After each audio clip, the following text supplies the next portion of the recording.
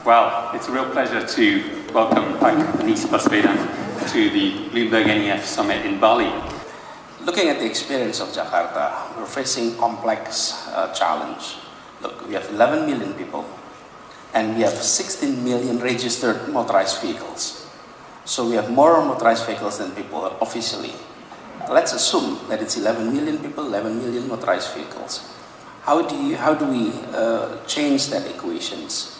I think one, this is a lesson learned, look at the root cause. What are the root cause there? And two, use all resources. So collaboration is key. And three, evidence-based policy always. So these three things, let me elaborate a little bit. One, on the root cause. And it was mentioned earlier in the previous presentations. We have been adopting car-oriented development for decades. So we are transforming that into transit-oriented development in all aspects. We're happy to report here that we lay out the foundations, because that reform will take place for many, many years, not only in the 5 years. But we lay out the foundations of that reform.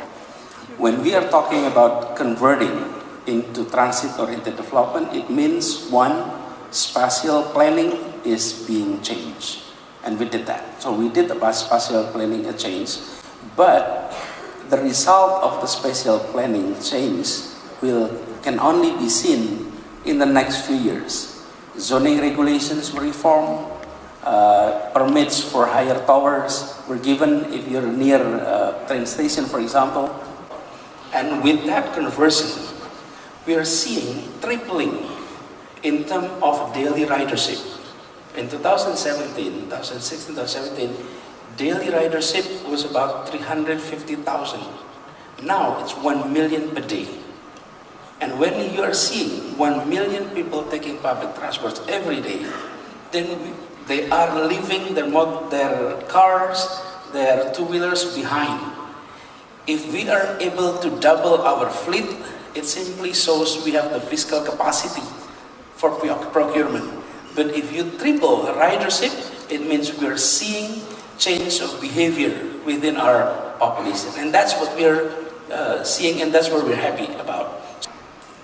We have already reached the target of greenhouse gas emission much faster than what we planned to. We plan to reduce greenhouse gas emission in Jakarta 30% by 2030. And by now, we have already reached 26%. So we are 8 years to go, and we have only 4% more to reach. So we will be reaching our target faster, which also means we need to improve that. We were surprised to see the response of the public to the public transport. We didn't expect from 350,000 to 1 million within 3 years. We didn't expect that, to be honest. We saw a very positive response from the public. And with that trend, our original plan is to reach 4 million of daily ridership by 2030. However, looking at the trend, we're tripling in 3 years. I think we may be reaching 4 million daily ridership much faster. And on top of that, we're talking about electrifications of our public transports. All new procurement of buses in Jakarta has to be electric buses. So that's in line with your presentation earlier. And it has to be. And that's sort of the commitment. Before we were discussing this, you also mentioned something about opening up your bureaucracy. What was that process in Jakarta? Yeah. Before I address that, before I address on the bureaucracy, let me respond to how do we execute in terms of these projects. In Jakarta, when we're doing things, we always outline there is 3 stages. One level is ideas, the second is narrative, 3 is executions or work. Okay? Why ideas and narrative is important? Because on issues such as environment, it requires everyone to get involved. We need everyone on board. And if we don't set our idea clearly and we don't communicate our idea clearly, how can we get everyone on board on the execution level? Okay? And when it comes to having everyone on board at the execution level, the first thing is, one is the bureaucracy. We're managing 180,000 employees within our cities. Okay? And when it comes to public transport, we're talking about no less than 15,000 people involved in that sectors. We need to educate them about the importance of sustainable approach to transportation. And we translate that idea into narratives that everyone understands. For example, when it comes to public transport, I gather everyone on that sectors, having a meeting, and I ask simple questions. What kind of transportation tools that everyone has? And almost everyone said, two-wheelers. And I said, no, it's your foot. Walking, that's public transportation tools that everyone has. Therefore, we need to build sidewalks. We didn't have sidewalks in Jakarta for decades. And we didn't assume the walking as mode of transportations. So, idea, narratives, then executions. We don't have that clear idea what is mobility, what is transportation, and what kind of transportation activities that is there, then we may not be addressing everything. So, in the past 4 years, 5 years, we built 240 kilometers of sidewalks.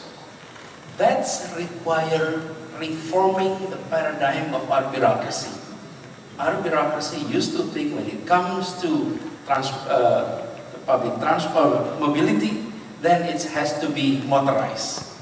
If it is not motorized, then it is not urban mobility. But we are introducing two things, walking and cycling. We built no less than 100 kilometers of dedicated bike lanes. And we hope this continues. So the bureaucracy has to be reformed, not only by providing programs to be executed, but it has to start from educating new ideas and inviting them to be on board, believing on the idea. The second is collaborating with the House of Representatives or the City Council, which is key. I think cities across the globe will have to work with the city councils and sell that idea early and give them some kind of idea what kind of city we will be having once all of this is adopted. The most challenging issue when it comes to our bureaucracy is to get used to adopt collaborations with other partners.